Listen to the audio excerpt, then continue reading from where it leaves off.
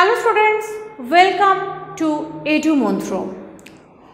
আগের সেশনসগুলোর মতনই তোমরা জানো যে আমরা 2021 সালে যে ডেসক্রিপটিভ মেন্সে যে বাংলা পেপারটা এসেছিল সেই পেপারগুলোকে আমরা সলভ করছিলাম। চলো আজকে আমাদের যে বিষয় সেটা হচ্ছে যে WBCS মেন কোশ্চেন পেপারের মধ্যে সারাংশ অর্থাৎ সারাংশ বা সারমর্ম অর্থাৎ প্রেসিজ রাইটিং।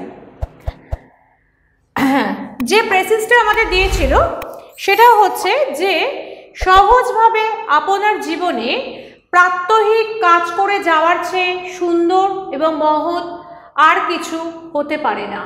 মাঠের তৃণ থেকে আকাশের তারা পর্যন্ত তাই করছে। কেউ গায়ের জোরে আপনার সীমাকে অতিক্রম করবার চেষ্টা করছে না বলেই প্রকৃতির মধ্যে এমন গভীর শান্তি এবং অপার সৌন্দর্য বিরাজ করছে। অথচ প্রত্যেকে যেটুকু করছে সেটুকু সামান্য নয়। ঘাস আপনার চূড়ান্ত শক্তি প্রয়োগ করে তবেই ঘাস রূপে টিকে থাকতে পারে। শিকড়ের শেষ প্রান্তটুকু পর্যন্ত দিয়ে তাকে রসাকর্ষণ করতে হয়।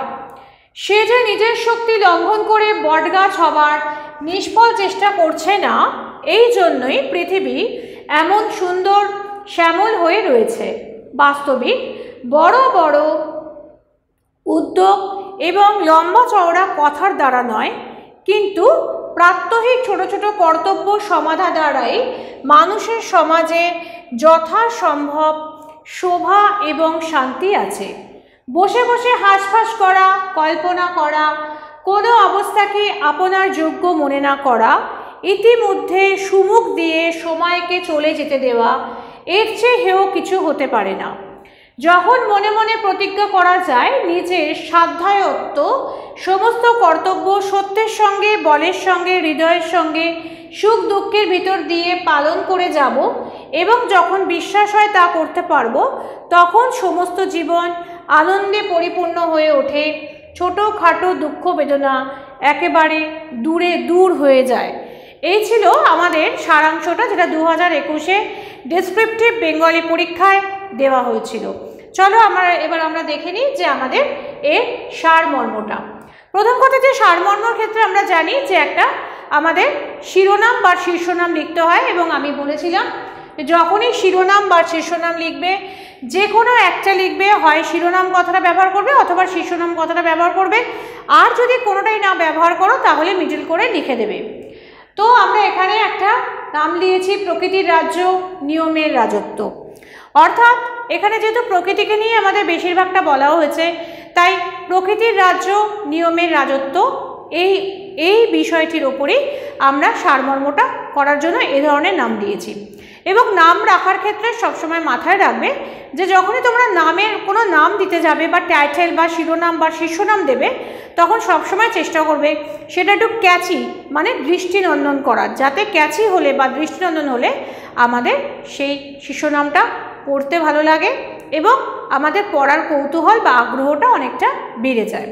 তো এখানে সেই হিসেবে সবসময় তোমরা মাথায় রাখবে করার আগে শীর্ষনামটা সবসময় ক্যাচি করার কথা, এবং সারাংশ করার সময় যতগুলো ওয়ার্ড লিমিট দেবে সেই ওয়ার্ড লিমিটের 1/3 তোমাদের শব্দের মধ্যে এই সারাংশটা করতে হবে। অর্থাৎ আমি প্রত্যেকটা ভিডিওতেই বলেছি 100টা যদি ওয়ার্ড থাকে তাহলে তোমরা সেক্ষেত্রে 33টা + 1 34টা, এবং তার সাথে ±2 or 3 অর্থাৎ 3টের মধ্যে কিন্তু শেষ করার চেষ্টা করবে। কখনোই 10টা 12টা এক্সট্রা ওয়ার্ড যেন না হয়, সেটা মাথায় রাখার চেষ্টা করবে। চলো আমরা এবার দেখে নিই আমাদের যে সারাংশটা হয়েছে। সেটা হচ্ছে প্রকৃতির রাজ্যে নিয়ম ব্যতি রেখে কোনো কার্য সম্পন্ন হয় না। নিজের ক্ষমতাতীত বল প্রকৃতির রাজ্যে কেউ কখনো প্রয়োগ করে না বলেই সেখানে গভীর শান্তি ও অপার সৌন্দর্য বিরাজ করে। মানুষের সমাজে এই নিয়ম পালনীয় হলে মনুষ্য সমাজ আনন্দ পরিপূর্ণ হয়ে উঠতে পারে। সাধ্যাতীত কাজের পরিবর্তে ছোট ছোট কর্তব্যকর্ম সমাধা করলে মানব সমাজ সৌন্দর্যমণ্ডিত হয়ে উঠতে পারে। কাজের অক্ষমতা বিস্তৃত হয়ে মানব হৃদয় এক উচ্চতর পর্যায়ে উন্নীত হবে। অর্থাৎ যে বক্তব্যটা বলা হয়েছে, প্রকৃতির কথাটা অনেকটা বড় করে বলা হয়েছিল, সেটাকে আমি একটা ছোট্ট অংশের মধ্যে নিয়ে এসেছি এবং মানুষ ও সমাজের কথাও যেভাবে বলা হয়েছে সেটাকেও আমরা একটা শর্ট নোটের মধ্যে নিয়ে আসার চেষ্টা করেছি। এই ছিল আজকের আমাদের সারমর্ম 2021-এ ডেসক্রিপটিভ বেঙ্গলিতে যে সারমর্মটি তোমাদের করতে দেওয়া হয়েছিল তার সলিউশন। এছাড়া আমাদের প্রতিবেদন এবং চিঠিগুলোর জন্য আমরা নেক্সট কোনো ক্লাসে আলোচনা করব। আজকের জন্য এইটুকুনি। যদি আমার ভিডিও তোমাদের ভালো লাগে তাহলে অবশ্যই আমার ভিডিওতে লাইক দাও। যতটা প্রয়োজন, যা প্রয়োজন, যে কোনো বিষয়ে জানার দরকার হলে অবশ্যই কমেন্টস করতে ভুলো না এবং বন্ধুদের সঙ্গে শেয়ার করো। আর আরও অনেক আপডেটস পেতে এবং ভিডিও পেতে সাবস্ক্রাইব করো এডুমন্ত্র চ্যানেলটি। খুব শিগগির ফিরে আসবো অন্য কোনো টপিকের আলোচনা নিয়ে।